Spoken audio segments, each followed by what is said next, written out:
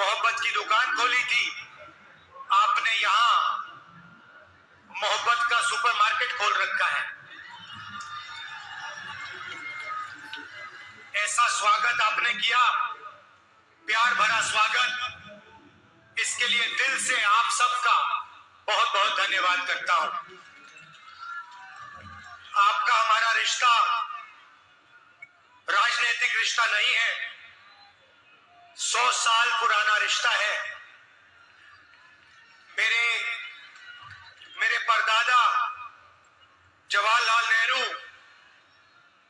100 साल पहले रायबरेली आए और किसानों का आंदोलन था, उसमें वो किसानों के साथ खड़े हुए और उनकी राजनीति रायबरेली से शुरू हुई थी। तो मैं ये कह सकता हूं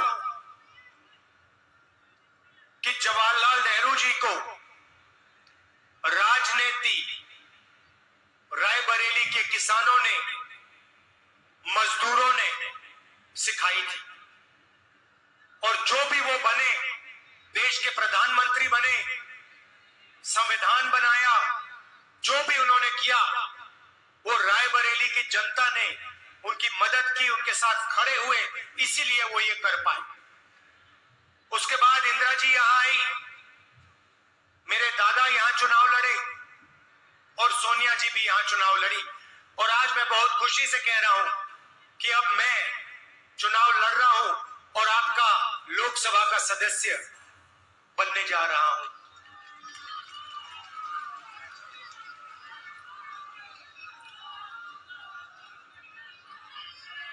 लोकसभा में मेरा काम आपकी आवाज लोकसभा में पहुंचाने का है। आपका जो दुख है, आपके जो सपने हैं, आपका दर्द है, आपकी खुशियां हैं, उन सब को मुझे लोकसभा में पहुंचाना है और रायबरेली की जनता के लिए लोकसभा में लड़ाई लड़नी है।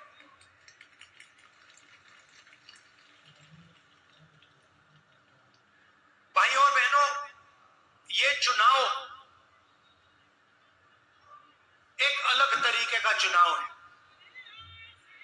इस चुनाव में पहली बार बीजेपी के लोगों ने कहा है और खुलकर कहा है, मीडिया में कहा है कि अगर वो चुनाव जीतेंगे तो वो इस संविधान को, कॉन्स्टिट्यूशन को रद्द कर देंगे और आरक्षण को हटा देंगे, खत्म कर देंगे। हम कांग्रेस पार्टी और इंडिया गठबंधन इस संविधान की, इस किताब की रक्षा कर रहे हैं। भाइयों और बहनों, जो भी आपको मिला है, आजादी से आज तक जो भी आपको मिला है, लोकतंत्र, वोट, रिजर्वेशन, पब्लिक सेक्टर, रोजगार, जमीन का अधिकार, जो भी आपको मिला है, वो इस संविधान ने आपको दिया है। इस संविधान के लिए अंबेडकर जी लड़े, गांधी जी लड़े, जवाहरलाल नेहरू लड़े और रायबरेली के किसान, रायबरेली की जनता लड़ी थी। अब बीजेपी कह रही है कि अगर वो चुनाव जीतेंगे तो वो इसको फाड़ के फेंक देंगे। और मैं उनसे कहना चाहता हूं, मोदी जी से कहना चाहता हूं, मोदी जी, देश को छोड़िए, इस दुनिया में कोई शक्ति नहीं है जो इस संविधान को खत्म कर पाए। क्योंकि इस संविधान के अंदर हिंदुस्तान के गरीबों का सपना है, उनके हक हैं, उनके अधिकार हैं, उनका भविष्य है। मोदी जी ने 22-25 लोगों की राजनीति की, अरबपतियों की। मैंने शुरुआत में कहा मीडिया के मित्र, मगर सच्चाई यह है कि मीडिया के लोग हमारे और आपके मित्र नहीं है। देखिए,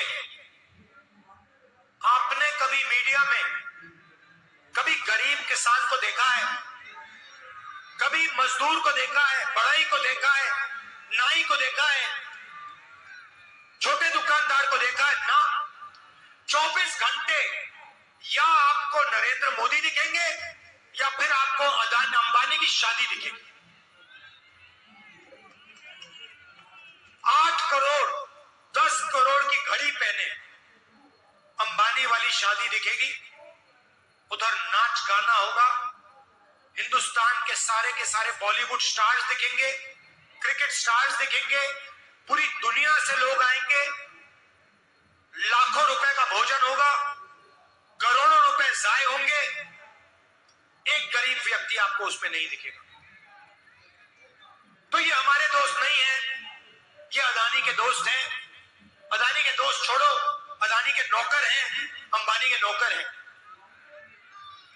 और मैं इनकी बात नहीं कर रहा हूं जो यहां आए हैं, ये बेचारे, इनका कुछ लेना देना नहीं है। इनको ऑर्डर ऊपर से मिलता है कि आज तुम्हें ये छापना है, कल तुम्हें ये छापना है, ये कर देते हैं। इनको भी सैलरी लेनी है, बच्चों को पालना है। मगर जो इनका कंट्रोलर भी है, जो इनका सीनियर मैनेजमेंट है, उनकी मैं बात कर रहा हूं। हिंदुस्तान में भाइयों और बहनों 3-4 मुद्दे हैं। मैं कन्याकुमारी से कश्मीर चला, मणिपुर से महाराष्ट्र, मुंबई, 4000 किलोमीटर पैदल चला, 7000 किलोमीटर मणिपुर से मुंबई। किसानों से मिला, मजदूरों से मिला, बेरोजगार युवाओं से मिला, माताओं बहनों से मिला, और जिससे भी मैं मिला, मैं उनसे पूछता था सबसे बड़ी समस्या कौन सी है, और 3-4 जवाब मिले। हिंदुस्तान का हर एक युवा कहता है कि हिंदुस्तान में देखो बेरोजगारी सबसे बड़ा मुद्दा है। हिंदुस्तान की हर माता बहन कहती है कि महंगाई से हम पिसे जा रहे हैं, कुचले जा रहे हैं, मारे जा रहे हैं। हिंदुस्तान का किसान कहता है हमें अनाज के लिए, धान के लिए, गन्ने के लिए, आलू के लिए सही दाम नहीं मिलता है। यही मुद्दे हैं भाई और बहनों, रोजगार, महंगाई, भागीदारी और किसानों की समस्या। मगर ये आपको मीडिया में कभी नहीं दिख सकता। मैं आपको बताऊं, अगर किसान जाकर मीडिया से बात भी कर दे, उसको मार के भगा देंगे। कल रायबरेली में अमित शाह की मीटिंग होती है, पता नहीं आपने सुना नहीं सुना। कल मीटिंग हुई, उधर महिलाओं को पैसा देकर उन्होंने मीटिंग में बुलाया था, 500 रुपए दिए थे। अब हुआ क्या, अमित शाह बोल रहे थे, महिलाएं वहां से जा रही थी, तो एक मीडिया वाले ने महिलाओं से पूछ लिया, भैया आप क्यों जा रही हैं? तो महिलाओं ने कहा हमें तो पैसा दिया है, पैसा मिल गया, हम जा रही है। उसने बेचारे ने मीडिया में डाल दिया और बीजेपी के कार्यकर्ताओं ने उसको मार मार कर अस्पताल पहुंचा। ये इनकी सच्चाई है। अगर ये पैसे ना दे, इनकी मीटिंग में एक व्यक्ति ना जाए, कोई नहीं जाए, अदानी चला जाएगा, अंबानी चला जाएगा, मगर गरीब व्यक्ति एक ना जाए। तो अब सवाल उठता है, नरेंद्र मोदी जी ने 22 लोगों को अरबपति बनाया, अब कांग्रेस पार्टी क्या करेगी? मैं आज आपको ये बताने आया हूं। ये आज हमारे सामने महिलाएं खड़ी हैं, ये दूर दूर से आई हैं। महंगाई की चोट इनको पड़ती है, गैस सिलेंडर की चोट इनको पड़ती है। नरेंद्र मोदी जी ने इनके लिए कुछ नहीं किया। अब मैं आपको बताने जा रहा हूं, हिंदुस्तान की महिलाओं के लिए कांग्रेस पार्टी इंडिया गठबंधन क्या करने जा रहा है। एक लाइन में बता देता हूं, नरेंद्र मोदी ने 22 अरबपति तैयार किए, हम करोड़ों महिलाओं को लाखपति बनाने जा रहे हैं। ये देखिए, गरीब महिलाएं आई हैं हिंदुस्तान में, गरीब परिवारों की लिस्ट बनेगी। जो भी गरीबी रेखा से नीचे है उन सबके नाम एक लिस्ट में लिखे जाएंगे। हर परिवार में से एक महिला का नाम चुना जाएगा। हर परिवार में से मतलब करोड़ों महिलाओं के नाम चुने जाएंगे। हर जात के होंगे, दलित, पिछड़े, आदिवासी, माइनॉरिटी, गरीब, जनरल कास्ट के लोग, किसान के परिवार होंगे, मजदूरों के परिवार होंगे, छोटे व्यापारियों के भी परिवार होंगे और हर परिवार में एक महिला का नाम चुना जाएगा। अब ऐतिहासिक काम सुनिए, क्रांतिकारी काम सुनिए। उस महिला के बैंक अकाउंट में साल के 10,000 नहीं, 15-20 हजार नहीं, 50,000 नहीं, 70-80 हजार नहीं, 90 हजार नहीं, 1 लाख रुपए बैंक अकाउंट में जाएंगे।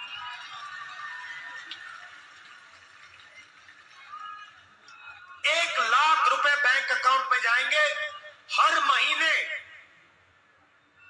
1 जुलाई, जून में हमारी सरकार बनेगी। 1 जुलाई करोड़ों परिवार अपने बैंक अकाउंट को चेक करेंगे और उसमें 8,500 रुपए खट अंदर जाएंगे। जुलाई, अगस्त, सितंबर, अक्टूबर, नवंबर, दिसंबर, जनवरी, हर महीने ठका ठक 8,500 रुपए अंदर। रायबरेली में लाखों परिवारों को हर महीने 8,500 रुपए मिलेगा। अब मीडिया वाले कहेंगे देखो कांग्रेस पार्टी गरीब महिलाओं की आदत बिगाड़ रहा है। जैसे इन्होंने मनरेगा के बारे में कहा था, देखो देखो मनरेगा में राहुल गांधी, कांग्रेस पार्टी मजदूरों की आदत बिगाड़ रहे हैं। भाई और बहनों, मैं सवाल पूछना चाहता हूं, मनरेगा में मजदूरों को पैसा मिलता है, आज 250 रुपए मिलता है, वो मेहनत करते हैं, उनकी आदत बिगड़ती है। मगर अदानी का, अंबानी जैसे लोगों का 16 लाख करोड़ रुपया कर्जा माफ होता है तो मीडिया कहता है देखो देखो विकास हो रहा है। अरबपतियों का कर्जा माफ होता है तो विकास, किसानों का कर्जा माफ होता है तो आदत बिगाड़ी जा रही है। मजदूरों को मनरेगा का पैसा मिलता है तो आदत बिगाड़ी जा रही है। महिलाओं को 1 लाख रुपए मिलेगा, ये सारे के सारे कहेंगे देखो महिलाओं की आदत बिगाड़ रहे हैं। अब अच्छी तरह सुन लो, हम महिलाओं की आदत बिगाड़ रहे हैं और बिगाड़ेंगे और उनके बैंक अकाउंट में 1 लाख रुपए डालेंगे। आपको अच्छा लगे ना लगे, हम ये काम करके दिखाएंगे। और ये महिलाओं की आदत बिगाड़ना नहीं है, ये महिलाओं को इज्जत देना है, ये महिलाओं को महंगाई से राहत देने का काम है। और मैं जानता हूं यहां पे पुरुष हैं, आप सोच रहे होंगे ये राहुल गांधी महिलाओं को क्यों दे रहा है, हमें क्यों नहीं मिल रहा है? क्यों?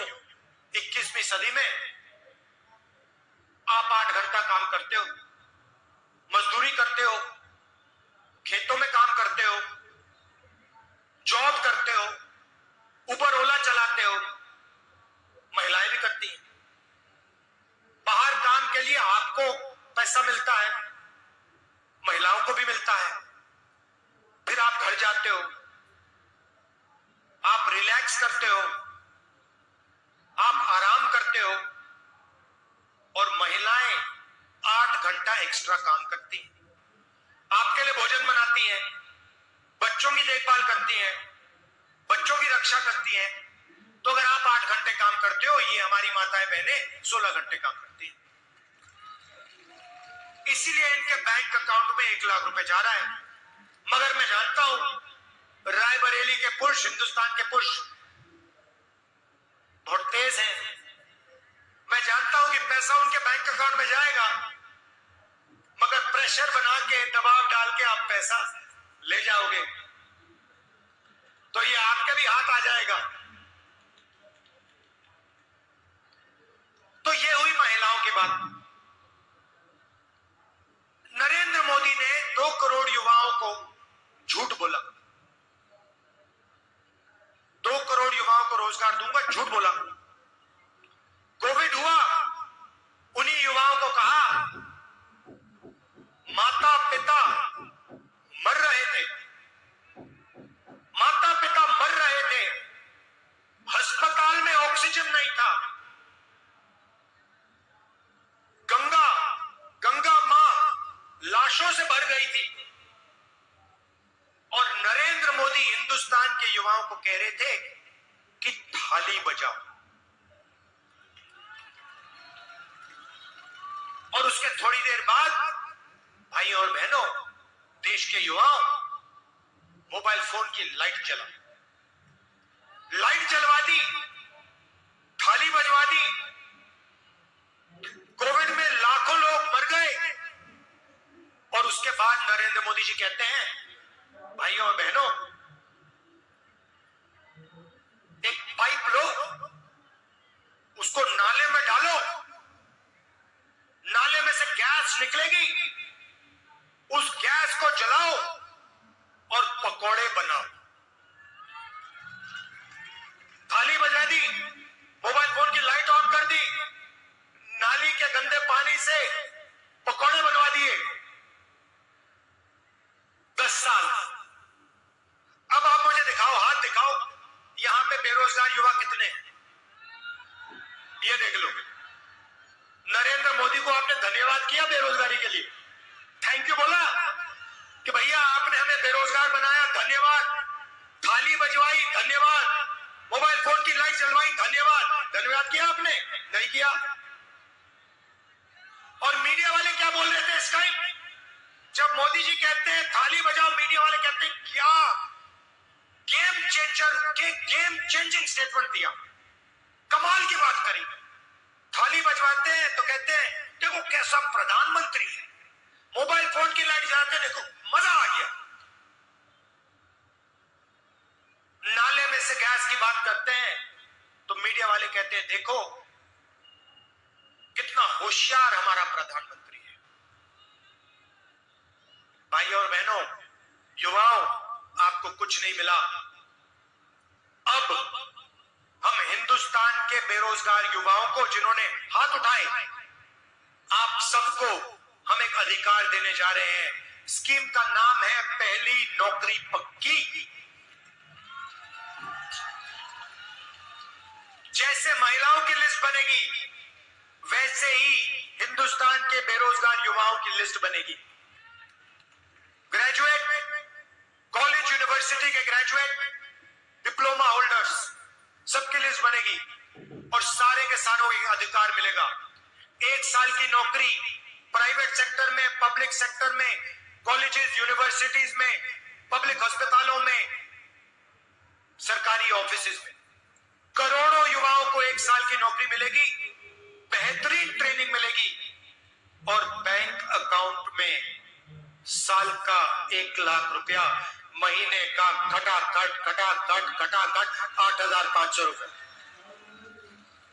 अब मैं थोड़ा आपको समझाना चाहता हूं कि हम युवाओं के हाथ में और महिलाओं के हाथ में बैंक अकाउंट में पैसा क्यों डाल रहे हैं। इसके पीछे सोच है। सबसे पहले आपको महंगाई से राहत मिलेगी, मगर असली बात यह होगी कि जैसे ही आपके जेब में पैसा आएगा, आपके बैंक अकाउंट में पैसा आएगा, आप उस पैसे को खर्च करोगे। कोई शर्ट खरीदेगा, कोई पैंट खरीदेगा, कोई मोबाइल फोन खरीदेगा, कोई साइकिल खरीदेगा, कोई मोटरसाइकिल खरीदेगा। और जैसे ही आप ये माल खरीदना शुरू करोगे, वैसे ही हिंदुस्तान की फैक्ट्रियां चालू हो जाएंगी। और जैसे ही हिंदुस्तान की फैक्ट्रियां चालू होंगी, वैसे ही हिंदुस्तान के करोड़ों बेरोजगार युवाओं को उन्हीं फैक्ट्री में रोजगार मिलना शुरू हो जाएगा। और 1 साल की हिंदुस्तान के सारे बेरोजगार युवाओं को 1 साल की गारंटी ट्रेनिंग मिलेगी। तो हिंदुस्तान के पास ट्रेन्ड वर्कफोर्स। अब मोदी जी ने क्या किया? मोदी जी ने 22 अरबपति बनाए। हम करोड़ों लोगों के बैंक अकाउंट में लाखों रुपए डाल रहे हैं। आप अपना पैसा रायबरेली में खर्च करोगे, आप अपना पैसा गांव में खर्च करोगे, छोटे छोटे शहरों में खर्च करोगे। नरेंद्र मोदी ने जिन लोगों को पैसा दिया, उन्होंने जाके अमेरिका में, दुबई में, लंदन में, जापान में जमीन खरीदी। उन्होंने अपना पैसा पूरा विदेश में खर्च किया। तो हिंदुस्तान की अर्थव्यवस्था बिल्कुल बंद हो गई, ठप हो गई। तो ये जो आपको हम पैसा दे रहे हैं, हिंदुस्तान की अर्थव्यवस्था को जंप स्टार्ट करने का तरीका है, और इससे आपको भी फायदा होगा और हिंदुस्तान की अर्थव्यवस्था भी चालू हो जाएगी, और जो हमारे कारखाने चलाते हैं उनका भी फायदा होगा। तो ये हमारी सोच है। 2-3 चीजें और बची हैं। अग्निवीर योजना जो नरेंद्र मोदी लाए हैं, ये शायद दुनिया में सबसे बेकार योजना है। इससे बेकार योजना शायद दुनिया में नहीं है कि आप जवानों को कहो कि 2 तरीके के शहीद होंगे। एक गरीब घर का बेटा जिसको हम अग्निवीर कहेंगे, अगर वो शहीद होता है उसे शहीद का दर्जा नहीं मिलेगा, उसे पेंशन नहीं मिलेगी, उसके परिवार की रक्षा नहीं होगी।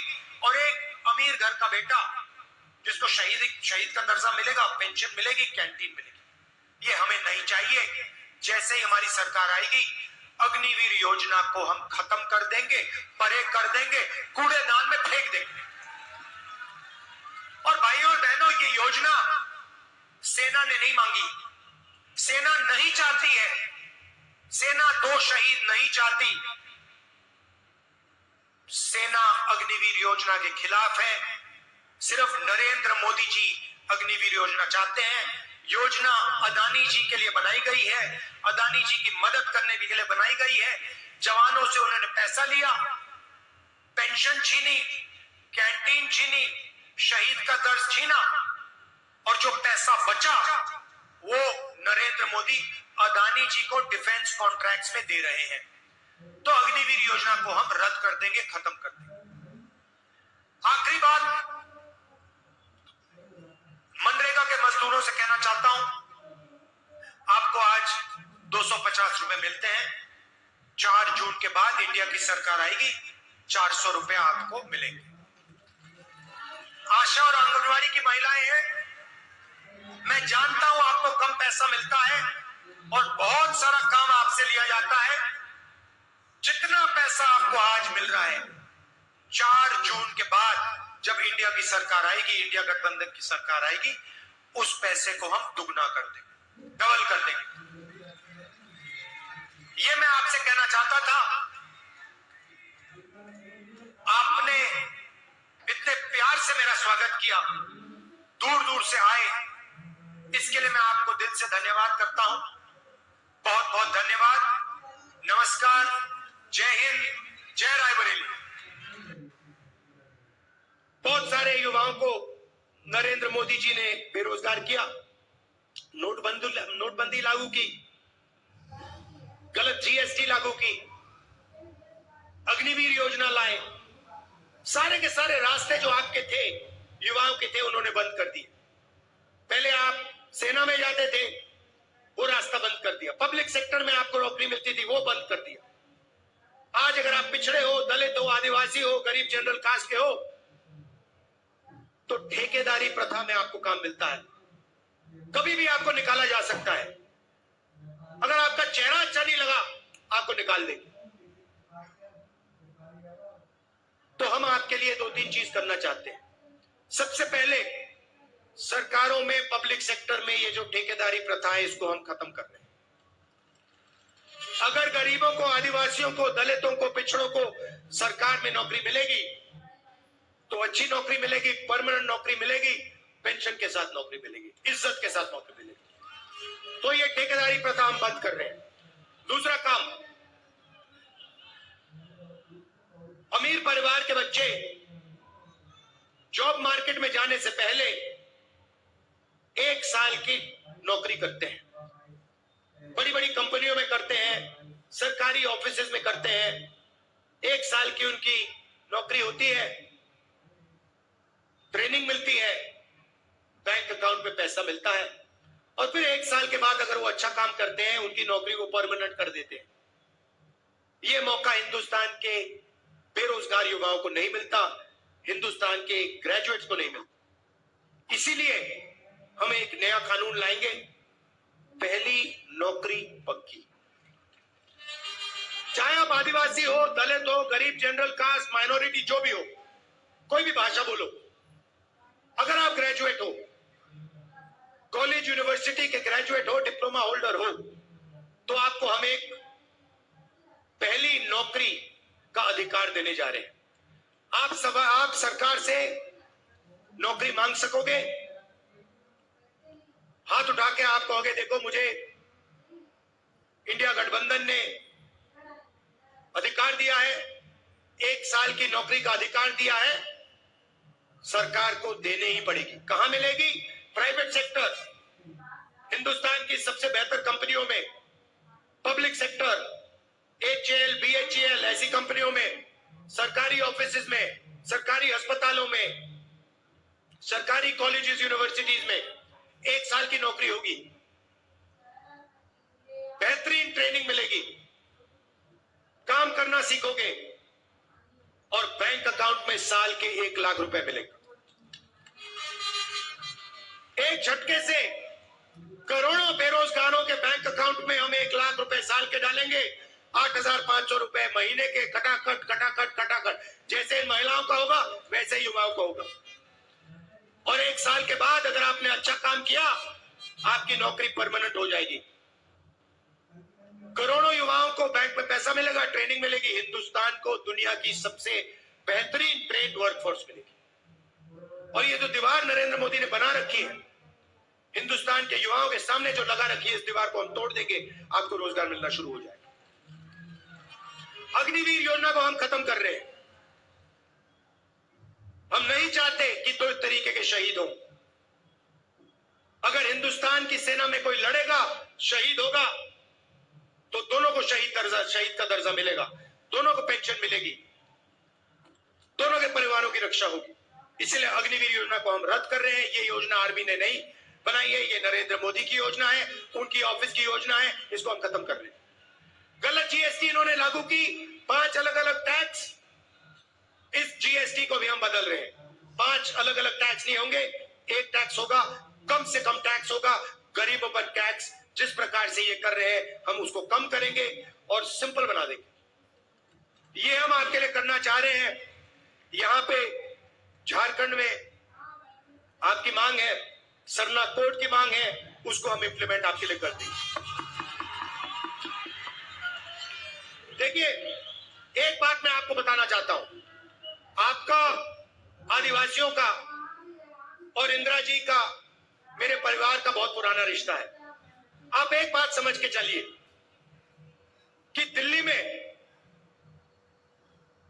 मैं आपका सैनिक हूं, मैं आपकी रक्षा करूंगा दिल्ली में, और जो भी आप मुझसे चाहेंगे आप मुझे बताओ, मैं पूरी कोशिश करके आपका काम जो भी हो करूंगा।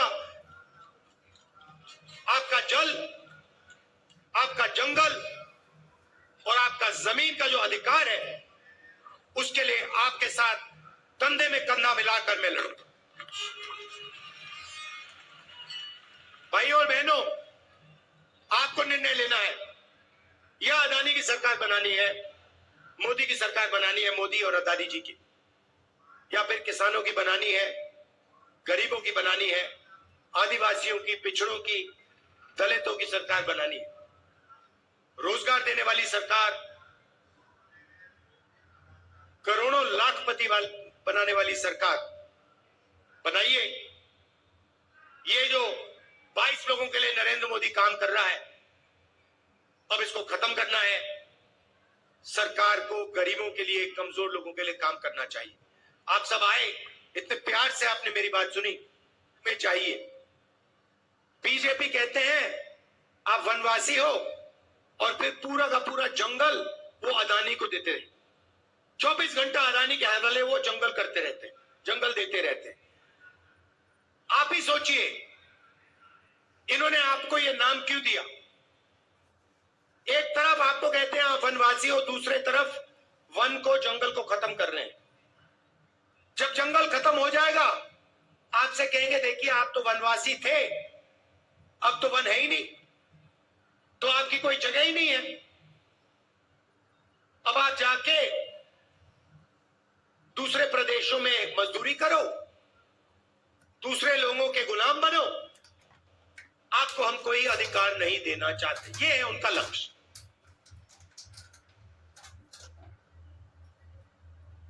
और आपका इतिहास है, आपकी भाषाएं हैं, आपकी हिस्ट्री है, उसको वो कुचलना चाहते, खत्म करना चाहते। हम आपकी भाषाओं को, आपकी हिस्ट्री को, आपके इतिहास को, इन सब चीजों की हम रक्षा करना चाहते हैं, इनको आगे बढ़ाना चाहते हैं। ये फर्क है हम दोनों में। और भाइयों और बहनों, जो भी वो करते हैं अरबपतियों के लिए करते हैं। उनके 22-25 मित्र हैं, अदानी अंबानी जैसे, उन्हीं के लिए पूरा का पूरा काम होता है। जमीन उनकी, जंगल उनका, मीडिया उनका, इंफ्रास्ट्रक्चर उनका, सड़कें उनकी, पुल उनके, पेट्रोल उनका, सारा का सारा उनका। पहले पब्लिक सेक्टर हुआ करता था, उसमें आदिवासियों को, दलितों को, पिछड़ों को जगह मिलती थी, रिजर्वेशन था उसमें, उसको सारे के सारे को प्राइवेटाइज कर रहे हैं। और खुलकर कह रहे हैं कि हम रेलवे को भी प्राइवेटाइज कर देंगे। ये आपकी पूंजी है, ये पब्लिक सेक्टर आपकी पूंजी है, रेलवे आपकी पूंजी है, ये सड़कें, ये पुल, ये आपके हैं, ये अदानी के नहीं है।